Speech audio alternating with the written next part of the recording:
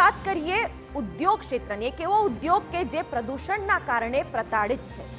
111 kilometre દૂર આવેલો એક ઉદ્યોગ બીજા ઉદ્યોગને કેટલી અસર કરી શકે તે હવેના અહેવાલમાં અમે તમને બતાવીશું। વાત થઈ રહી છે જેતપુરનો ડાઇંગ ઉદ્યોગ અને આ તરફ પોરબંદરનો મત્સ્ય ઉદ્યોગ। હવે તમને થોડો ખ્યાલ આવી ગયો હશે કે શેની વાત થઈ રહી છે। જેતપુરમાંથી છૂટતા કેમિકલથી હવે પોરબંદરનો મત્સ્ય ઉદ્યોગ ગંભીર રીતે પ્રભાવિત થયો છે અને ખેતી પછી બીજા નંબરે આવતું આ ક્ષેત્ર હવે કેટલીક નક્કર રજૂઆત કરી રહ્યું છે। જુઓ આ અહેવાલ।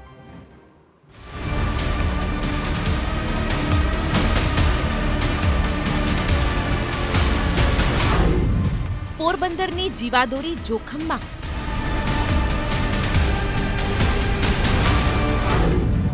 માછીમારી ઉદ્યોગ પર પ્રદૂષણનું ગ્રહણ।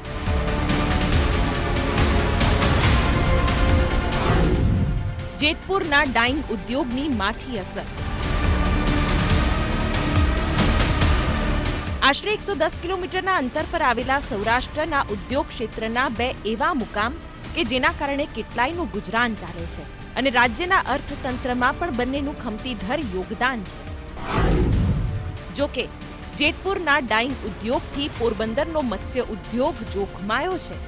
જેતપુરના ડાઇંગ ઉદ્યોગનું દૂષિત પાણી ટ્રીટ કરી જેતપુરથી પોરબંદર સુધી 110 કિલોમીટર સુધી પાઇપલાઇન મારફત સમુદ્રમાં ઠાલવવાને લઈને હવે માછીમારો વિરોધ કરી રહ્યા છે।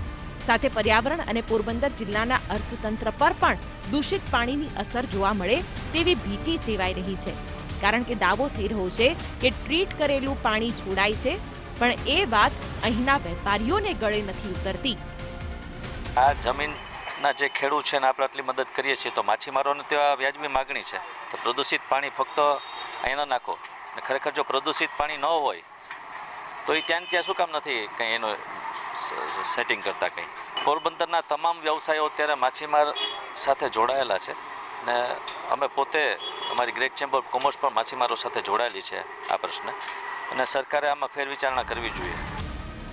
મોટાભાગે ફિશિંગ ઉદ્યોગ પર નભતું પોરબંદર કે જેના માટે રોજગારીનો પણ એક મોટો પ્રશ્ન ઊભો થયો છે, અને જો પ્રદૂષિત કેમિકલથી આ જીવસૃષ્ટિને જ મોટું નુકસાન થાય તો તેના અસ્તિત્વ પર પણ મોટો ખતરો ઊભો થઈ શકે છે।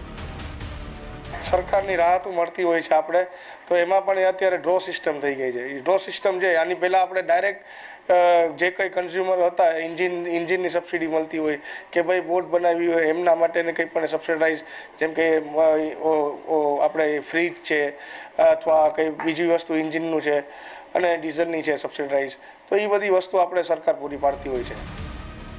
એક તરફ પ્રદૂષણનો માર તો બીજી તરફ મત્સ્ય ઉદ્યોગ સામે ઊભા થયેલા અન્ય પડકારો પણ અહીંના ખારવા સમાજની ચિંતામાં વધારો કરનાર છે।